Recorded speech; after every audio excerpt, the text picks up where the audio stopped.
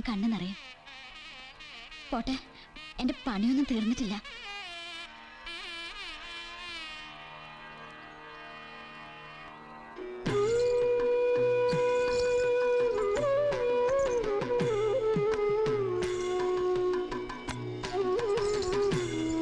അച്ചുവിനെ പിന്നീട് അങ്ങോട്ട് അമ്മയും അച്ഛനും സ്നേഹം കൊണ്ട് പൊതിയുകയായിരുന്നു.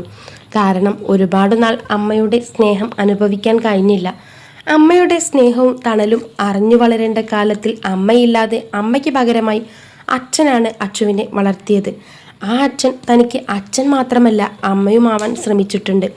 അമ്മയില്ലാത്ത ഒരു വിഷമവും ഗോപൻ അച്ചുവിനെ അറിയിച്ചിട്ടില്ല. ഇന്ന് അച്ചു വലിയൊരു ആളായിട്ടുണ്ട് കേട്ടോ. അമ്മയ്ക്കും അച്ഛനും പ്രിയപ്പെട്ട അവരുടെ മകൻ അവരുടെ സ്വത്ത് തന്നെ. അവർക്ക് അച്ചുവിനെ പറ്റി ചിന്തിച്ചതുകൊണ്ട് തന്നെ അവർക്ക് പിന്നീടൊരു കുഞ്ഞിനെ പറ്റി ചിന്തിക്കാൻ തോന്നിയിട്ടില്ല. കാരണം ആശാലക്ഷ്മിക്ക് ഒരുപാട് വർഷം തൻ്റെ മകന് കൊടുക്കാൻ പറ്റാത്ത സ്നേഹവും വാത്സല്യവും ഉണ്ട്. അതെല്ലാം ഈ ജന്മം കൊണ്ട് തന്നെ തൻ്റെ മകന് കൊടുത്തു തീർക്കണമെന്നായിരുന്നു ആശാലക്ഷ്മിയുടെ ആഗ്രഹം. അതേ ആഗ്രഹത്തോട് ഗോപനും യോജിക്കുന്നുണ്ട്. കാരണം തൻ്റെ മകൻ അച്ഛനായും അമ്മയായും താനുണ്ടെങ്കിൽ കൂടി അവൻ അമ്മയില്ലാതെ ഒരുപാട് അവൻ്റെ കുഞ്ഞു മനസ്സ് വേദനിച്ചിട്ടുണ്ടാവാം. എന്നെ അറിയിച്ചിട്ടില്ല. പക്ഷേ ഇന്നവൻ അവൻ്റെ അമ്മയെ തിരിച്ചു കിട്ടിയപ്പോൾ വലിയ സന്തോഷവാനാണ്. അതുകൊണ്ട് തന്നെ ആ തീരുമാനത്തോട് ഗോപനും യോജിച്ചിട്ടുണ്ട്. ഇന്ന് അച്ചു വലിയൊരു ആളാണ് കേട്ടോ. അച്ചുവിനെ അവർ ഒരുപാട് പഠിപ്പിച്ചു. അച്ചു ഇന്നൊരു ഗവൺമെൻറ് ഓഫീസിലെ ഉദ്യോഗസ്ഥനാണ് കേട്ടോ. അച്ചുവിന് അച്ഛനോടും അമ്മയോടും പറയാത്ത രഹസ്യങ്ങളായി ഒന്നുമില്ല. അച്ചുവിൻ്റെ ജീവിതത്തിലെ എല്ലാ പ്രധാനപ്പെട്ട കാര്യങ്ങളും നിസ്സാര കാര്യങ്ങൾ പോലും അച്ചു അമ്മയോടും അച്ഛനോടും ഡിസ്കസ് ചെയ്യും. അവരുടെ സ്നേഹം കണ്ടാണ് അച്ചു പിന്നീട് വളർന്നത്. അതുകൊണ്ട് തന്നെ തൻ്റെ അമ്മയ്ക്ക് താൻ എത്രമാത്രം പ്രിയപ്പെട്ടതാണെന്നും അച്ഛന് താൻ എത്രമാത്രം പ്രിയപ്പെട്ടതാണെന്നും അച്ചുവിനറിയാം. അച്ചുവിൻ്റെ ലോകം തന്നെ ആ അച്ഛനും അമ്മയുമാണ് കേട്ടോ. തൻ്റെ അമ്മയ്ക്ക് ഒരുപാട് ഇഷ്ടമാണ് നൃത്തം. അതുകൊണ്ട് തന്നെ അമ്മയുടെ ഇഷ്ടങ്ങൾക്ക് ഒരിക്കലും താനും തൻ്റെ അച്ഛനും വിലങ്ങുതടിയാവാൻ പാടില്ല എന്നും അച്ചുവിനറിയാം. അതുതന്നെയായിരുന്നു ഗോപൻ്റെ തീരുമാനവും. പിന്നീട് അങ്ങോട്ട് ആശാലക്ഷ്മി നൃത്തത്തിൽ ശ്രദ്ധിക്കുകയും ചെയ്തു. പിന്നീട് വലിയ നർത്തകിയായി ആശാലക്ഷ്മിയെ അറിയപ്പെടുകയും ചെയ്തു. ആശാലക്ഷ്മിക്ക് നൃത്തവും കുടുംബജീവിതവും ഇന്ന് ഒരുപോലെയാണ്. എന്തിനും ഏതിനും കട്ട സപ്പോർട്ടായി മകനും ഭർത്താവും കൂടെയുണ്ട്. പിന്നെ എന്തിന് ഭയക്കണം? അവരുടെ ജീവിതത്തിൽ അവർ ഒരുപാട് വിഷമങ്ങൾ അനുഭവിച്ചിട്ടുണ്ട്.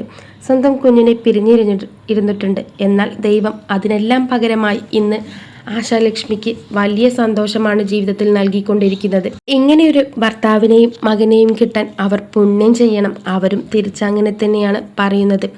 അങ്ങനെയിരിക്കെ അച്ചു അമ്മയോടും അച്ഛനോടും പറഞ്ഞു തനിക്കൊരു പെൺകുട്ടിയെ ഇഷ്ടമാണ്. അവളുടെ പേര് രാധിക എന്നാണെന്ന്.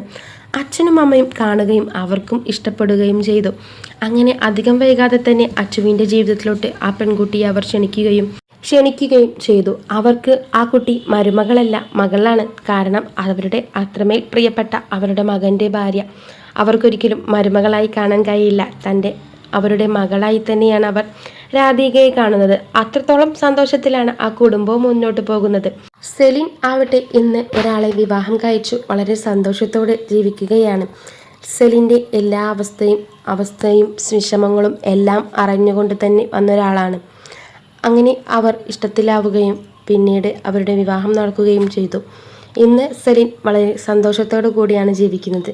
സെലിന് ഗോപനോടുണ്ടായിരുന്നത് പ്രണയമല്ല, മറിച്ച് ഒരു സഹതാപമായിരുന്നു. അമ്മയില്ലാത്ത കുട്ടിയെ വളർത്തുന്നത് കണ്ടിട്ടുള്ള വെറും സഹതാപം. അത് പ്രേമമോ ഇഷ്ടമോ ഒന്നും അല്ലായിരുന്നു. ഒരു സാധാരണ മാനസിക പരിഗണന കാണിച്ചതായിരുന്നു സെലിൻ. ഇന്ന് സെലിൻ വളരെ സന്തോഷത്തോടു കൂടി മുന്നോട്ട് പോകുന്നു. സെലിന് ഒരു മകളുമുണ്ട്. ആശാലക്ഷ്മിയുടെ കൂട്ടുകാരി ജ്യോതിയും ഹസ്ബൻഡും അങ്ങനെ ആശാലക്ഷ്മിക്ക് വേണ്ടപ്പെട്ടവരും പ്രിയപ്പെട്ടവരും എല്ലാവരും ഇന്ന് അവരുടെ കൂടെ തന്നെയുണ്ട്.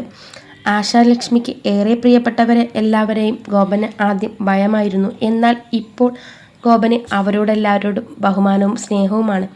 ആശാലക്ഷ്മിയുടെ അമ്മ ആശയുടെ കൂടെയാണ് നിൽക്കുന്നത്.